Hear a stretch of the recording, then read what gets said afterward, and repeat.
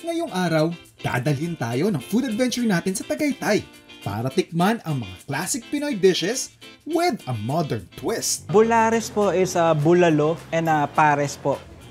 Fairness, laing na crunchy. In fairness, sinigang siya na may kimchi, no? Sinigang na pang-Koreano. Let's go! May challenge din para sa atin ang kapuso sexy comedian na si Ashley Rivera. Sarap sa Roleta. Seafood! Ay, ang sasarap naman nito! So we have oyster, we have clams. Fun fact, hindi ako marunong kumain ng crab. Madidiscover natin kung paano makakapagpatubo ng dill. Tinatry na namin sa barbecue namin, which is ginawa namin dill pickle, yung tawag doon. Yung aming lambanog o yung aming coconut wine. At may kakaibang version ng tinola akong na-discover sa aking recent na pagbisita sa Isabela. So gusto ko lang i-replicate yung recipe na yon. Gusto ko ring i-introduce sa inyo yung combination ng flavors na meron sila sa Isabela. Kaya kung ready ka na, simulan na natin ang food exploration from farm to table. Ang sarap nito, Chef. The best ka. Chamba, chamba. Hindi chamba to, ang sarap talaga.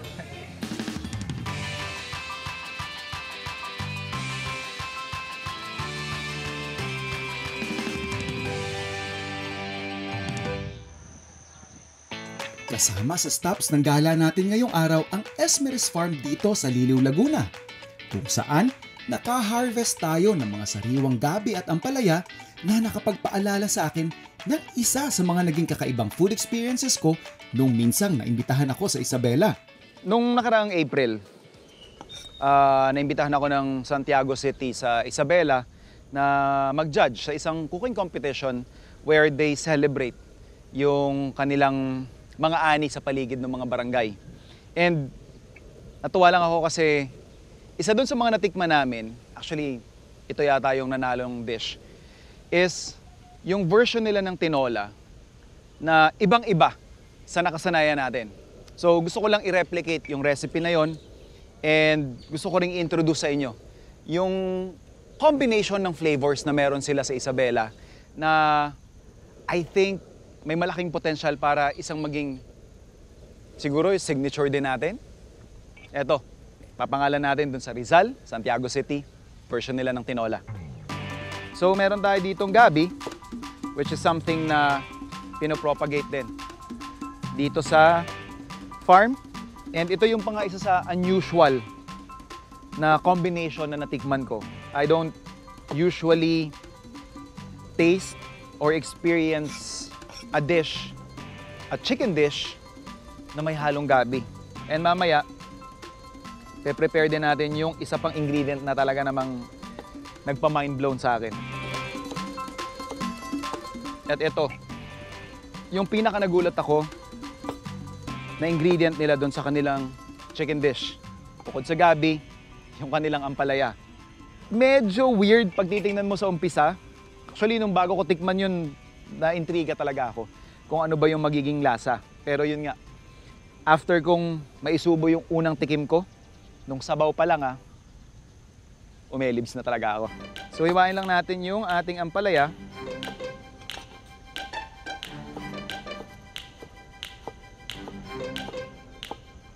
Tsaka syempre yung ating luya. And yung ating leeks.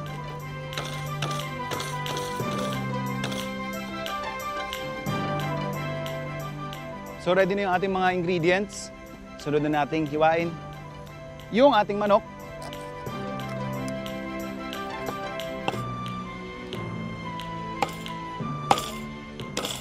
So mainit na yung pan natin. Sear lang natin yung ating chicken.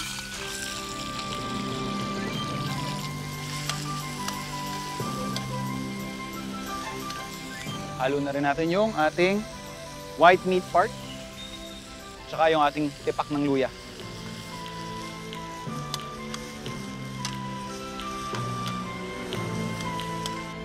Yung ating leeks. Then season lang natin ang ating fish sauce.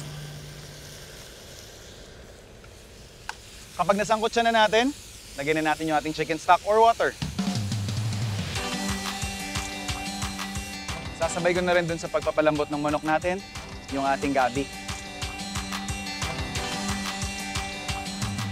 Aside from flavor, ang pinaka gusto ko dun sa component ng gabi dito is yung texture na ibibigay niya dun sa sabaw natin. So palalaputin niya yung sabaw habang binibigyan kanyang parang starch component na rin. Palalambutin lang natin yung ating manok saka yung ating gabi. Then we'll finish off yung ating dish by adding yung ating ampalaya. Since effortless yung pagkaka-penetrate ng ating tinidor sa gabi, ibig sabihin nun, luto na siya. Lagay na natin yung X factor ng dish, yung ating ampalaya. So lulutuin na lang natin to for just additional 2 minutes. Pwede na tayo mag-serve.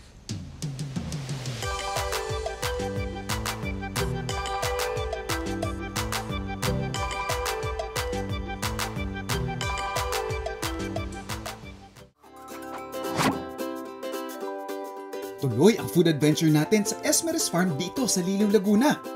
At bukod sa nyog at iba't ibang mga gulay na matatagpuan dito, isa rin sa mapapansin mong pinapatubo nila dito ay ang herb na dill.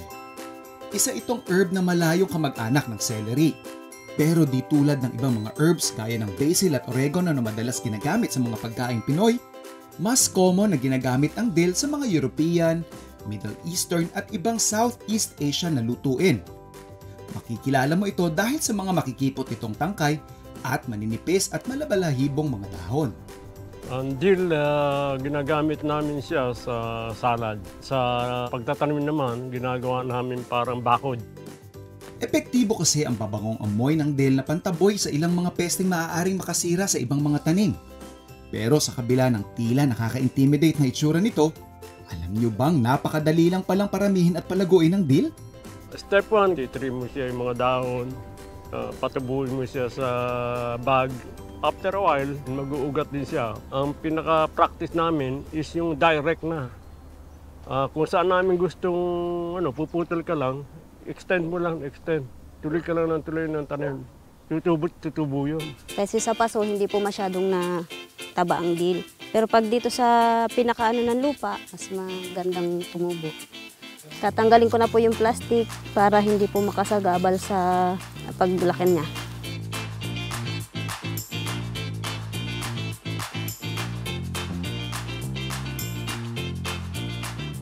Magiging ganito na po siya. Yung dill po, low maintenance, kahit hindi po siya diligan, hayaan nyo lang po siya dyan sa lupa. Okay na po yan, magiging maayos naman po siya. Dito sa Esmeralda Farm, ginagamit nila ang mga naan nilang fresh dill para i-level up isa sa mga primary products na binibenta nila dito, ang lambanog. Actually, try na kami, pinatry na namin sa barbecue namin, which is ginawa namin dill pickle, yung tawag doon. Yun ay yung aming lambanog o yung aming coconut wine. Ibababad mo lang siya, mabango siya eh. So yung bango niya, na ginagawa naming means na para mabango yung karne. At the same time, tenderizer na siya. Gamit ang fresh leaf dill, ilalagay natin sa stupor. Then sunod ay lalagay na natin yung lambanog na gawa dito sa Esmeralda Farm. Itong dill natin ay hahaluan natin ng lambanog para yung katas mismo ng dill ay mababad habang tumatagal. Ma-absorb ng lambanog ang ating ibinabad na dill at para mas maging malasa yung lambanog natin. So, kailangan patagalin natin ng minimum of 6 months o 6 na buwan para ma-marinate or ibig sabihin mababad ang ating dill with lambanog. After that, pwede na natin siyang i-filter at magkukulay green na siya.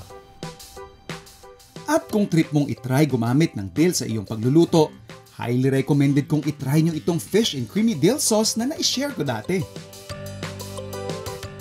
Kaya Food Explorers, try nyo na rin ang dill and grow it yourself!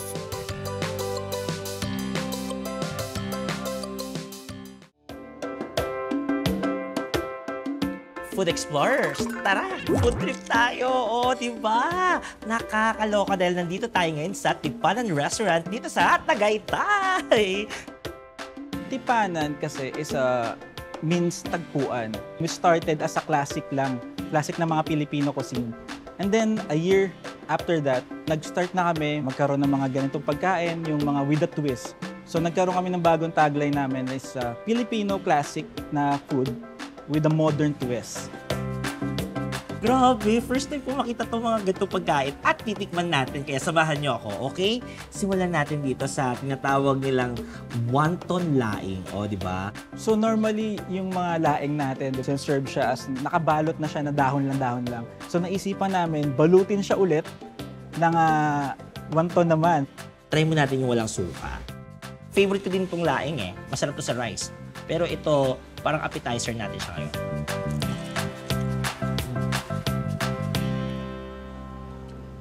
Fairness, laing na crunchy. Ngayon, check naman natin pag may suka.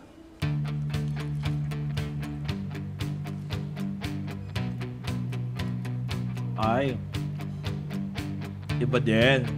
Ito yung uulit-ulitin mo.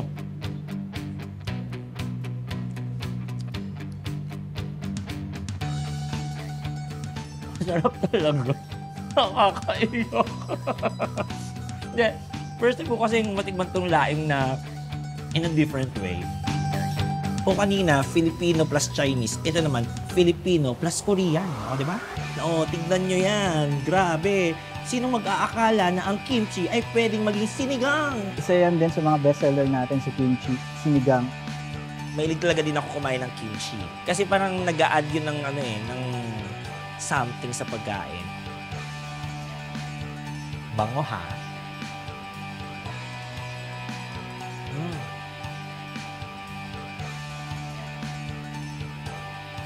In fairness, sinigang siya na may kimchi, no? Parang sinigang na pang-Koreano. Ibang klaseng sinigang to. Ito yung sinigang na parang nilagyan mo ng sili, pero hindi siya yung sobrang anghang. Yung parang, yung anghang umiikot lang sa bibig mo. Tapos, andun pa rin yung asim ng sinigang. Ano ba yung asim tapos maanghang? Yun yung lasa niya. Ang sarap. Tapos yung baboy, grabe ang lambot. Siyempre, bilang Pilipino, kailangan pag may sinigang, may sabaw, meron tayong rice. O, di ba? Ang rice natin, Java rice, ha? O. Okay, eto na. Na-excite na ako with rice. Parang sa heaven. Napakasarap. At saka masarap din talaga siya sa rice. Itong kimchi sinigang, magaling nakaisip nito. Kasi yung hindi nawala yung lasa ng sinigang, pero nadagdagan ng kimchi na lasa. Kasi may mga pagkain na nag-e-evolve, pero minsan kasi nati-take away yung nawawala yung lasa ng original. Pero ito, still, andito pa rin yung lasang sinigang, tapos nadagdagan lang ng lasang kimchi. So, perfect pa din.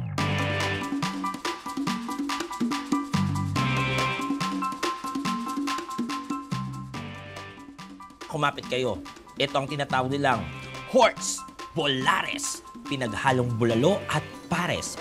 Bolares po is bulalo and pares po. So, bulalo po yung pinaka-main niya and then pares yung pinaka-soup niya. Siyempre yung Bolares natin na isa sa mga bestseller natin at kami po mismo ang nag-iisang meron na Bolares dito sa Tagaytay. Actually, mahilig ako sa bulalo. Mahilig din ako sa pares kasi mahilig ako kumain. Kaya, ito, naku-curious ako kung anong lasa nitong pinaghalong bulalo at pares. Okay? Alam mo, hinihiwa ko pa lang yung baka. Parang alambot-lambot na. Eto, patitigman ko na.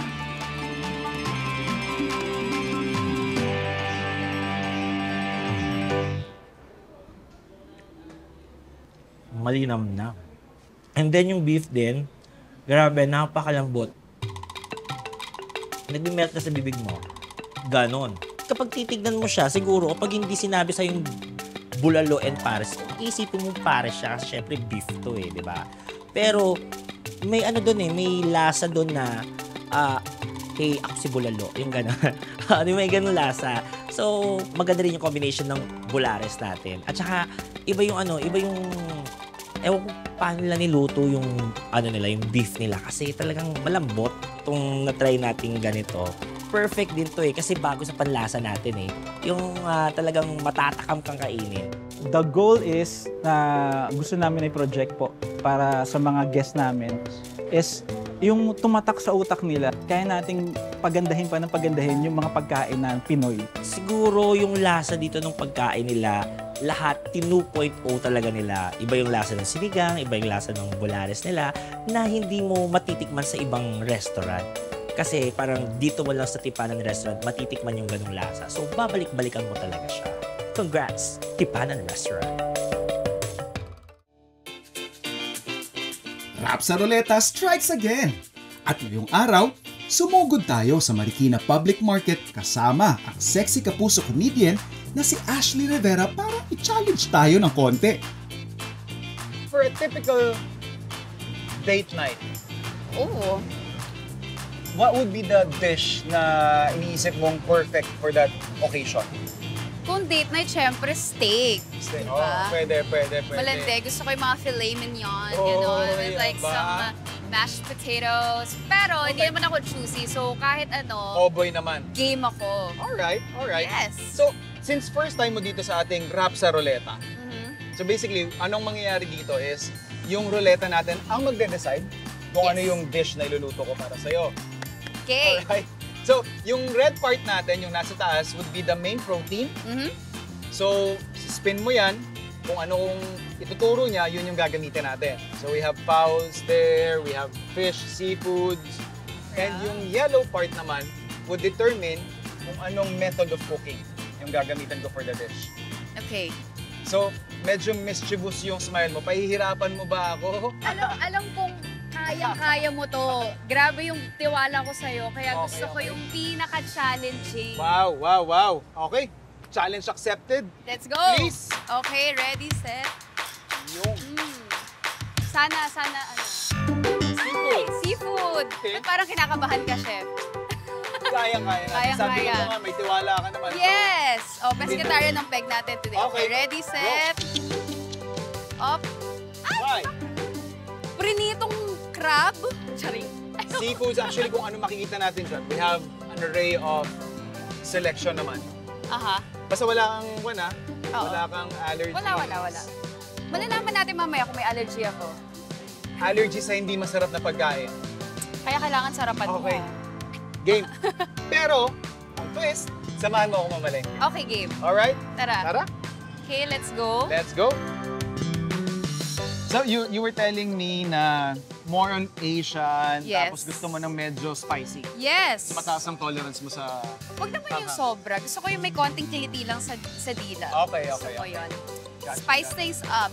Alright. So, ano yung... Ay, ang sasarap naman nito. So, we have oyster, we have clams, Okay. we have, mussels. Sige, gusto mo ba sila? Pwede bang shrimp? Okay. Shrimp, definitely, and siguro kung may crab tayo. Yeah. Fun fact, hindi ako marunong kumain ng crab. Kailangan ihimay siya for me para wala akong patience para isa-isahin gano'n. Oh my gosh, excited na ako. Mhm. Heaven to Asian. sa akin. Heaven to sa akin ngayon. Sa Ito, totoo lang. same. Parang batang dinala mo sa playground ang feeling ko pag ganyan. Magkano ang kilo ng tahong mo, te? Panti ka lang. Pahingi ako 1 kilo nga, te. Siguro for Asian, I would toss in lemongrass. Siyempre, Yes. chilies. Ginger. Ginger, yes, A sure. little bit. A little bit. And then, just a contrast, siguro lemon. For color, I'll just put in red and green, bell pepper, lime. Lime. Yeah, let's have lime. I'll admit, medyo challenging yung dish na ipe-prepare natin for Ashley. Kasi it's not every day na fried mixed seafoods yung ipe-prepare mo for someone. So, may request siya na gusto niya medyo on the Asian side daw yung flavor profile nito. Key lang dito sa dish natin is yung ating preparation or yung ating mise en place na tinatawag. So, habang pinakukuluan ko yung konting tubig natin doon kasi meron din siyang request sa tahong. The only way kasi na matatanggal natin yung tahong ng madali is kapag ipa-par cook natin siya. Takpan natin to and then more or less mga 3 to 5 minutes sa ganyang kalakas na apoy, dapat nakabuka na sila by that time. Balik lang tayo doon sa ating bell pepper.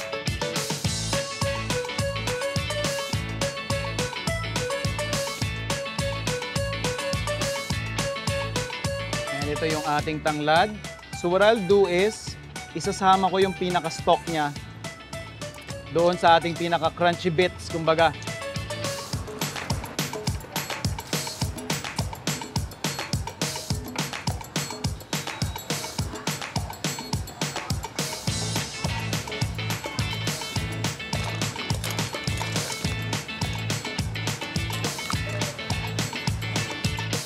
So palalamigin lang natin to, and then prepare din natin yung ating shrimp tsaka yung ating squid. Siyempre, hindi ito magiging fry kung wala yung ating oil. And habang pinaiinit natin yung ating mantika, ito yung ating tahong. Nalinis na natin to, natanggal sa shell. Lightly season lang. And then yung ating cornstarch. So once na na-coat na natin siya ng ating cornstarch, diretso deep fry na.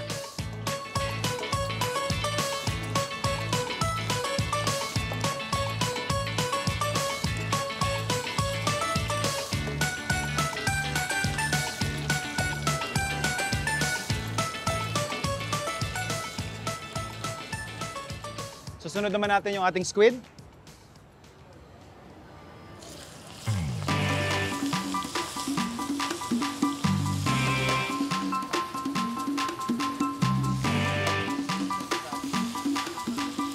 So bago totally maluto yung ating squid heads, isusunod ko na yung ating shrimps.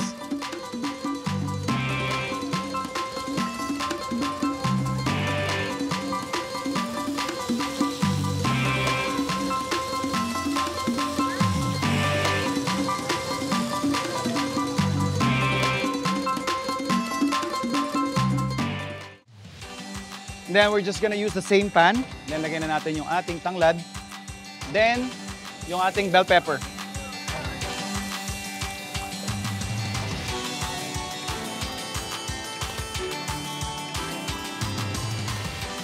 Kakanggata. So i-reduce lang natin yan hanggang makuha natin yung sauce consistency. Then totoss na natin yung ating mixed seafoods.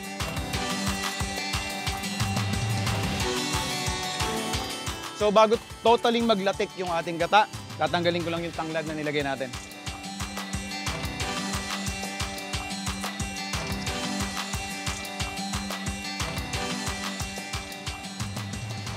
So for me, ito na yung pinaka-perfect na consistency hinahanap ko. Hindi pa siya totally brown na brown yung latik. Ihabol lang natin yung sili na request ni Ashley. In with our mixed seafoods. Saka yung medyo pampakulay natin. Fire off. So, konting oyster sauce lang. Pwede tayo mag-serve.